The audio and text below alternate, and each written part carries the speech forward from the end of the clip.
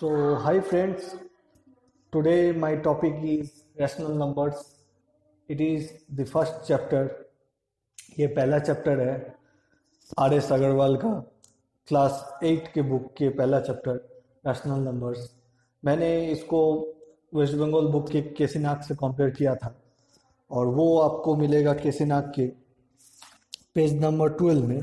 केसीनाग में बहुत छोटा सा चैप्टर है और मैं वेस्ट बंगाल बोर्ड के लिए केसनाग फॉलो करूँगा, सीबीएसई बोर्ड के लिए आर एस अग्रवाल फॉलो करूँगा। ये बहुत एलाबोरेट वीडियो होने जा रहा है, इसे बहुत बारीकी से समझिए, बहुत अच्छी तरह से समझिए। आई थिंक आपके जितने डाउट है वो क्लियर हो जाएंगे। स्टेप बाय स्टेप मैं सब समझाऊंगा। सीबीएसई और वेस्ट बंगाल बोर्ड के दोनों किताब को मैं कंपेयर करके समझाऊंगा। कोशिश करूंगा आप लोगों को ठीक से समझ में आ जाए। ठीक है, तो पहले स्टार्ट करते हैं। तो मैंने आर एस अग्रवाल से ही किया है क्योंकि केसीनाग में बहुत छोटा सा चैप्टर है, लेकिन उम्मीद करते हैं आप लोगों को केसीनाग वाला भी बहुत समझ में आ जाएगा अच्छी तरीके से। So start rational number start करने के लिए पहले कुछ जानना पड़ेगा हम लोग को कि नेचुरल नंबर्स क्या होते हैं। बेसिकली नेचुरल नंबर स्टार्ट होते हैं 1 2 3 4 से और ये आगे भी जाएंगे 5 6 7 8 ये चलते जाएंगे। ठीक है, तो इसे हम लोग नेचुरल नंबर कहते हैं। और जब ये होल नंबर के बारे में हम लोग बात करेंगे तो नेचुरल नंबर के साथ अगर जीरो ऐड हो जाता है, ये अगर ऐड हो जाता है नेचुरल नंबर के साथ, ये अगर ऐड हो जाता है तो नेचुरल नंबर के सीरीज के साथ अगर जीरो ऐड हो जाता है तो वो होल नंबर हो जाएंगे। अब ये नेचुरल नंबर और होल नंबर के भी बहुत प्रॉपर्टीज हैं, लेकिन वो आप लोग शायद क्लास 7 में ही हो सकता है कि आप लोग को पता हो। अगर नहीं पता हो तो कमेंट सेक्शन में कमेंट कीजिएगा, तो मैं वो प्रॉपर्टीज बता दूंगा। लेकिन आज मुझे नेचुरल नंबर्स रैशनल नंबर्स के बारे में समझाना है, तो इसलिए मैं नेचुरल नंबर्स के ऊपर कुछ ज़्यादा डिस्कस नहीं कर रहा हूँ। तो ये रहे नेचुरल नंबर और होल नंबर। अब आते हैं इंटीजर्स। तो इंटीजर्स वो सेट ऑफ नंबर्स है जिसमें आप होल नंबर के साथ, ये हो गया आपका होल नंबर, ये हो गया आपका होल नंबर। तो होल नंबर के साथ ही आप जो होल नंबर के जो नेगेटिव सेट है इंक्लूडिंग जीरो, उसको अगर ऐड कर देते हैं तो ये हो जाता है आपका इंटीजर्स।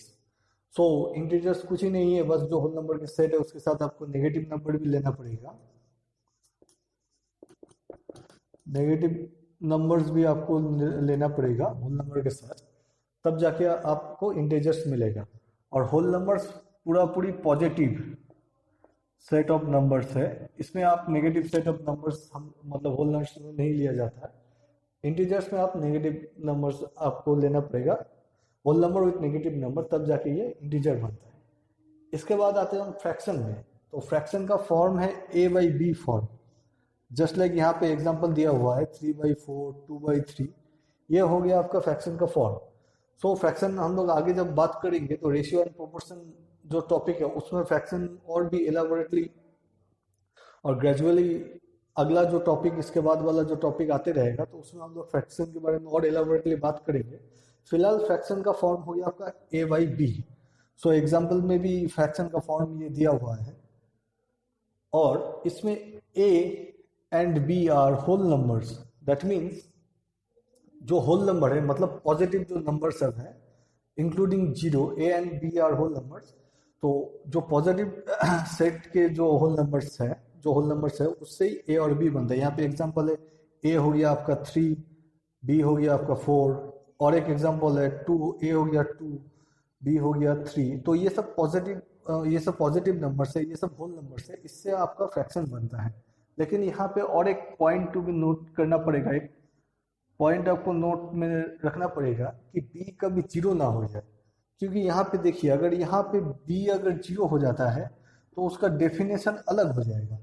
ठीक है, तो वो हम लोग बाद में आई थिंक वो आएगा डिस्कशन, वो हम लोग करेंगे। अगर नहीं आता है तो मैं स्पेशली जब फ्रैक्शंस के ऊपर वीडियो में बनाऊंगा तो मैं वो बोल दूंगा कि क्यों बी जीरो होने से क्या हो जाता है, फ्रैक्शन के मायने कहाँ चेंज हो जाते हैं। तो वो सब हम लोग बाद में डिस्कस करेंगे। फिर आते हैं हम लोग रैशनल नंबर्स में। तो रैशनल नंबर्स क्या हो गया, रैशनल नंबर का फॉर्म भी फ्रैक्शन की तरह ए बाई बी फॉर्म में आएगा और इसमें भी आपका b नॉट इक्वल्स टू 0 होगा, मतलब b का वैल्यू हम कभी 0 कर नहीं पाएंगे। इसके अलावा यहाँ पे क्या दिया हुआ हो गया है, रैशनल नंबर क्या हो गया आपका, इंटीजर्स है। दैट मीन्स फ्रैक्शन के केस में होल नंबर था, इसका मतलब था कि हम ओनली पॉजिटिव नंबर से डील कर रहे थे, लेकिन रैशनल नंबर इंटीजर्स होने के कारण यहाँ पे पॉजिटिव और नेगेटिव दोनों टाइप के नंबर से ही हम लोग डील करेंगे। तो इसमें मैं एग्जांपल ले लेता हूँ।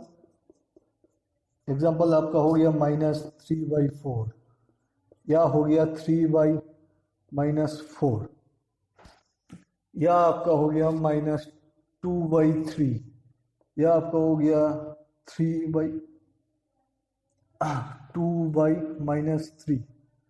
तो ये हो गया आपका रैशनल नंबर्स का एग्जाम्पल्स।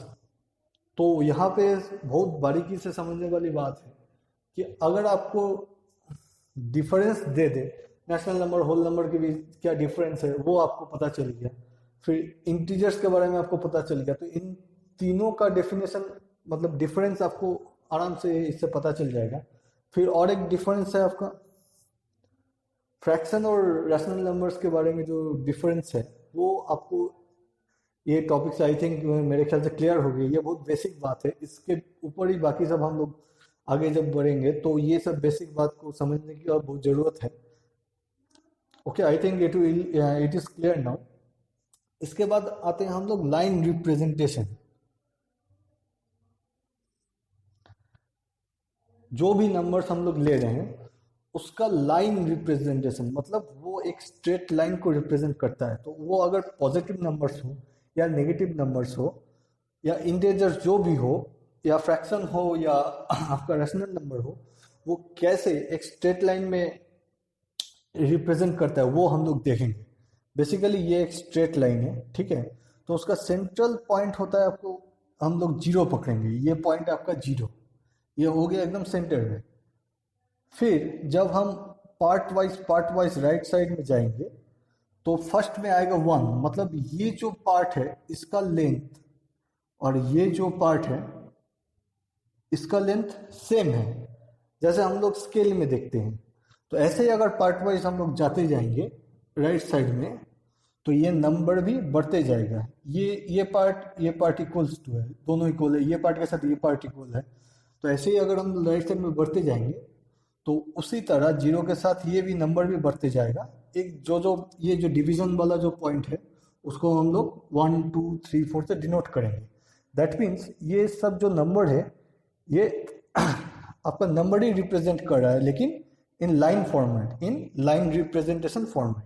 तो ये हो गया टुवर्ड्स, जब हम लोग राइट जाते हैं तब ये हो गया। सिमिलरली अगर टुवर्ड्स हम लोग लेफ्ट जाते हैं तो ये पार्ट और ये पार्ट भी इक्वल है, दोनों पार्ट ही इक्वल है। इसके साथ ये पार्ट और ये पार्ट दोनों भी इक्वल है। लेकिन राइट साइड और लेफ्ट साइड में डिफरेंस क्या है, राइट साइड में जितने भी नंबर्स जाएंगे 1 2 3 4 ऐसे हम लोग सो ऑन जाते जाएंगे, तो वहाँ हम लोग जो डिनोट करेंगे वो पॉजिटिव रहेगा। लेकिन जब हम लोग लेफ्ट साइड जाएंगे 1 2 3 4 जो हम लोग डिनोट करेंगे वो नेगेटिव नंबर रहेगा। दैट मीन्स यहाँ पे होल नंबर सब यहाँ पे डिनोट होंगे और ये यहाँ पे नेगेटिव नंबर सब डिनोट होंगे। दैट मीन्स पूरा सेट ऑफ इंटीजर को हम लोग लाइन रिप्रेजेंटेशन से ऐसे हम लोग समझ सकते हैं। ये चैप्टर को हम लोग लाइन रिप्रेजेंटेशन के बारे में हम लोग नेक्स्ट चैप्टर में बढ़िया से समझेंगे, लेकिन मुझे लगा कि थोड़ा एक इंट्रोडक्शन इसमें दे देना जरूरी है। अब हम लोग रैशनल नंबर के टाइप्स पे आते हैं।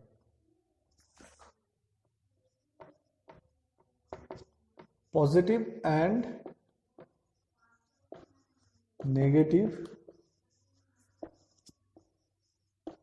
रैशनल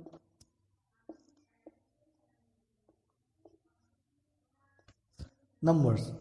सो ये सिंपल सा बात है कि कौन रैशनल नंबर पॉजिटिव होगा, ये एग्जाम्पल देने से ही आप लोग को समझ में आ जाएगा। जैसे हो गया 2/3, ये पॉजिटिव हो गया, इसके सामने कोई नेगेटिव साइन नहीं है, ना न्यूमरेटर आपका नेगेटिव है ना डिनोमिनेटर नेगेटिव है। और अगर हम एग्जाम्पल दें -2/3 तो ये हो गया आपका नेगेटिव रैशनल नंबर, क्योंकि इसका न्यूमरेटर आपका नेगेटिव है। अगर आप एग्जांपल दे 2/-3 तो हो गया आपका, ये भी हो गया आपका नेगेटिव रैशनल नंबर, क्योंकि आपका डिनोमिनेटर जो है वो आपका नेगेटिव है। तो ये पॉजिटिव और नेगेटिव रैशनल नंबर के एग्जांपल है। लेकिन और एक एग्जांपल है, अगर 2/3 -2/-3 रहे, ये आपका ऑलवेज हो जाएगा, ये आपका हो गया पॉजिटिव रैशनल नंबर। क्योंकि ये पॉजिटिव क्यों हुआ, इसलिए हुआ क्योंकि ये अगर -2/-3 रहे तो minus minus always cancel itself, minus of numerator and minus of denominator always cancels itself, इसीलिए ये आपका हो गया पॉजिटिव रैशनल नंबर। तो मेरे ख्याल से इसमें और समझाने के लिए कुछ नहीं है। देन हम लोग आते हैं properties of rational number. Basically rational number की 3 प्रॉपर्टीज हैं। पहला प्रॉपर्टीज क्या है, अगर a/b रहा एक रैशनल नंबर का फॉर्म में, इसके साथ अगर m अगर न्यूमरेटर और m अगर डिनोमिनेटर के साथ मल्टीप्लाई करे तो ये ऑलवेज इक्वल्स रहता है। दैट मीन्स एक अगर मल्टीप्लायर ले, कॉमन मल्टीप्लायर m, उसको अगर न्यूमरेटर और डिनोमिनेटर से मल्टीप्लाई करे तो वो उसका जो ओरिजिनल फॉर्म है a/b, इसके साथ ऑलवेज समान रहता है, ऑलवेज इक्वल रहता है। अगर हम एग्जांपल देखें, अगर मान लेते हैं एक रैशनल नंबर ले 2/3, ओके, इसके साथ अगर मल्टीप्लाई करते हैं 2 × 4, सिमिलरली डिनोमिनेटर के साथ भी अगर मल्टीप्लाई करते हैं 3 × 4, तो इक्वल्स टू क्या हो जाएगा 8/12। Now this 2/3 is always equals to 8/12। ये 2/3 जो है वो 8/12 से इक्वल होगा। कैसे इक्वल होगा ना, हम इसको अगर सिंपलीस्ट फॉर्म में कन्वर्ट करते हैं तो इसका कॉमन जो फैक्टर है वो है 4। 4 से अगर डिवाइड करते हैं तो 4 से 8 डिवाइड करने से 2 होगा, 4 से 12 डिवाइड करने से 3 होगा, तो हमें मिलेगा 2/3। दैट मीन्स ये दोनों इक्वल्स हैं। अगर कॉमन मल्टीप्लायर आपका न्यूमरेटर से मल्टीप्लाई हो या डिनोमिनेटर से मल्टीप्लाई हो, तो जो आंसर मिलता है, जो रैशनल नंबर मिलता है, वो प्रीवियस रैशनल नंबर के साथ ऑलवेज इक्वल्स होता है।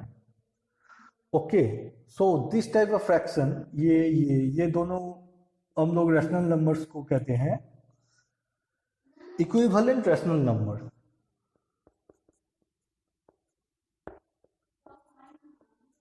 इसको बोलते हैं हम लोग इक्विवेलेंट रैशनल नंबर। ये समझ, मतलब ये प्रॉपर्टी क्लियर करना बहुत जरूरी है, क्योंकि इसके ऊपर ही आगे बहुत एप्लीकेशन हम लोग को करना पड़ेगा। तो आई थिंक ये क्लियर हो गया होगा। ये हो गया आपका property number 1। Then property number 2 में जाते हैं। यहाँ पे मल्टीप्लिकेशन हुआ था, प्रॉपर्टी नंबर 2 में क्या होगा, डिवीजन। अगर एक कॉमन डिवाइजर से हम लोग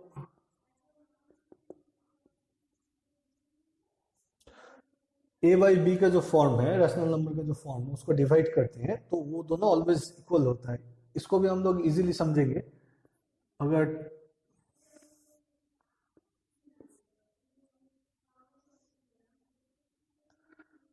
(12/22) अगर करें, ओके, इसको अगर डिवाइड करते हैं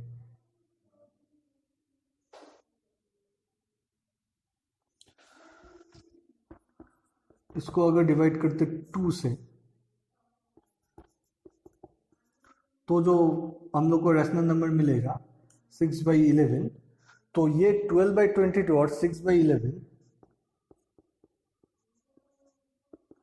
ये दोनों इक्वल होगा। कैसे इक्वल होगा ना, 12/22 को अगर हम लोग सिंपलेस्ट फॉर्म में लाएंगे तो सेम वो एचसीएफ करके उसको सिंपलेस्ट फॉर्म में लाना पड़ेगा। ये दोनों का एचसीएफ मतलब कॉमन जो फैक्टर है, common and also highest factor, तो इससे अगर डिवाइड करेंगे तो वो है आपका 2 से डिवाइड करेंगे तो 6, और 22 को 2 से डिवाइड करेंगे तो 11। दैट मीन्स हम लोग को मिलेगा 6/11। सो ये हो गया आपका रैशनल नंबर्स का सेकेंड प्रॉपर्टी। नाउ हम लोग रैशनल नंबर की थर्ड प्रॉपर्टी में जाएंगे। ये भी बहुत इंपॉर्टेंट प्रॉपर्टी है, ये बहुत इंपॉर्टेंट प्रॉपर्टी है, क्योंकि इसके बाद से हम लोग जो भी मैथमेटिक्स करेंगे इसका एप्लीकेशन सबसे ज़्यादा होगा। इसे हम लोग कहते हैं क्रॉस मल्टीप्लिकेशन।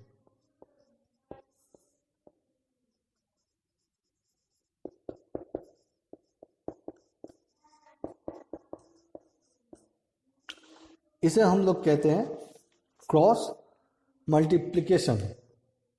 अगर कोई रैशनल नंबर का सेट है a इक्वल्स टू a/b=c/d हो, तो हम लोग क्या कर सकते हैं, a के साथ d को मल्टीप्लाई और b के साथ c को मल्टीप्लाई कर सकते हैं। That means a multiplied by d equals to b multiplied by c। So AD equals to BC। ये प्रोसेस को हम लोग कहते हैं क्रॉस मल्टीप्लिकेशन। इसका ह्यूज एप्लीकेशन होने वाला है फ्यूचर में, जब हम लोग और भी मैथमेटिक्स करेंगे। तो ये समझना बहुत जरूरी है।